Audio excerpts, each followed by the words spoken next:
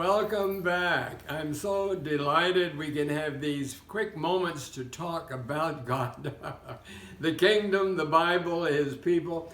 And I want to speak to you briefly about God's blessings on the Jews. What He's done in the past has been amazing.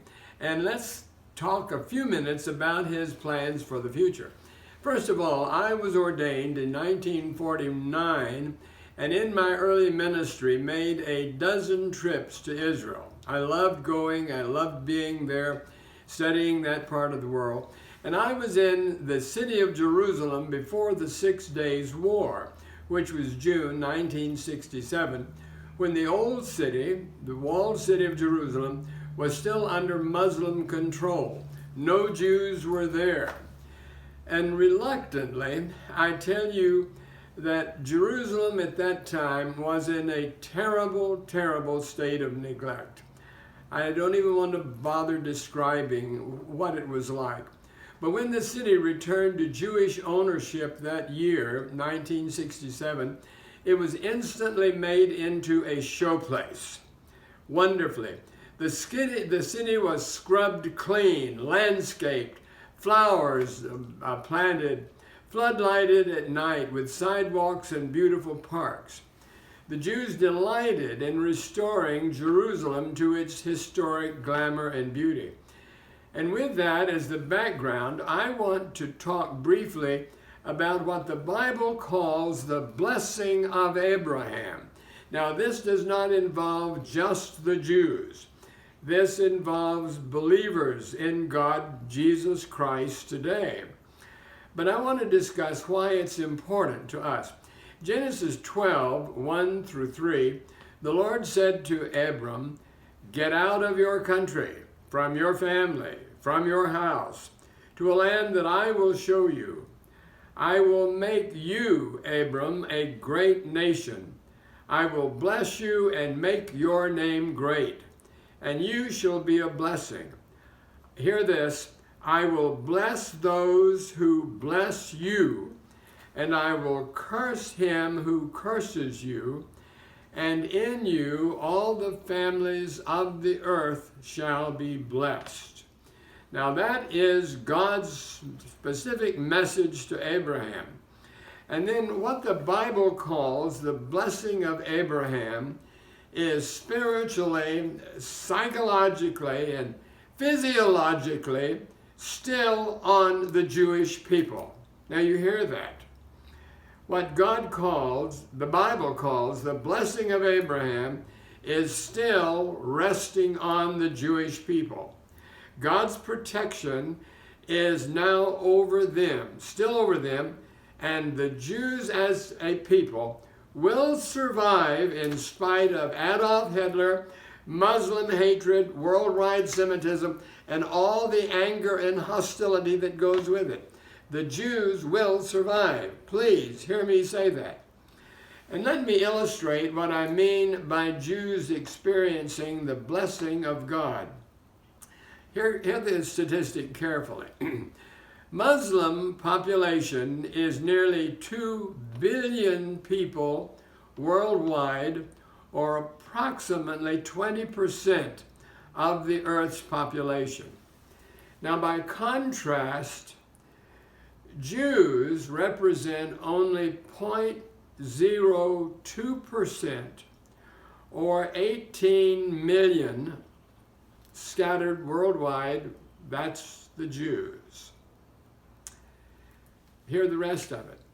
Statistically, Jews have won 127 Nobel Peace Prizes, while Muslims have won only 7. Now, I'm not condemning Muslims. Please understand that. I am giving you simply the statistics and the fact. Jews have won more than 127 Nobel Peace Prizes. Muslims have won only 7, and Muslims are numbered somewhere 2 billion, while the Jews are less than 20 million. But remember, God's original word to Abraham was unconditional. He said, quote, "And you, Abraham, all the families of the earth shall be blessed. Period. Listen to that. Jews have excelled in all of the sciences, medicine, engineering, astronomy, biology, oceanography, whatever it is. And more than any other group, they have contributed to the blessing of mankind. Please hear me. Albert Einstein, greatest genius in the past millennium, was a Jew. And by the way, he was also a believer in Jesus. You can search that out for yourself. It's also interesting, I live in Florida near the town of Boca Raton. Get the statistic, it is 62% Jewish and has the highest per capita income of any city on the earth. It's not a big city, but I want you to remember that statistic. 62% Jewish, per capita has the highest income on earth. Now, we cannot ignore the facts. The blessing of Abraham is still on the Jewish people as an ethnic group. I live close here to Boca Raton. I know the truth of it. And I can tell you without hesitation, I love the Jews. As a Christian pastor, I love the Jews. I am grateful to God for the Jews. Most of my doctors are Jews. That's not accidental. I haven't gone out seeking Jewish doctors. It's just that the intellectual elite of the nation and the world, in a large measure, comes from the Jews. So, why is that? God said to Abram, before the name was changed, in you, Abraham, shall all nations of the earth be blessed. You know, it was that kind of fact that enraged Adolf Hitler. I remember as a child hearing Adolf Hitler's voice on the radio, and I knew that the man was demonized. I didn't know how to explain it theologically, but he terrified me. He hated the Jews. They were his superior. They were his superior, absolutely. But now hear this, Romans 11:26, and so all Israel shall be saved, for there shall come out of Zion the deliverer, and turn away ungodliness from Jacob. For this is my covenant unto them, when I take away their sin. As concerning the gospel, they are enemies for your sake, but as touching the election, they are beloved for the Father's sake. Hallelujah.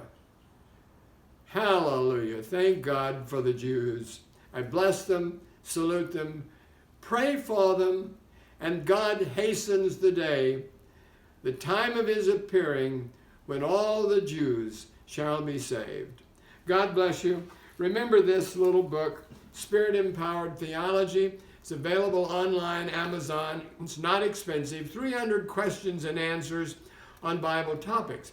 And there's a large section in here where I talk scripturally about God's purpose for the Jews. All right? God bless you. Love you big. We'll talk again soon. All right? Bye.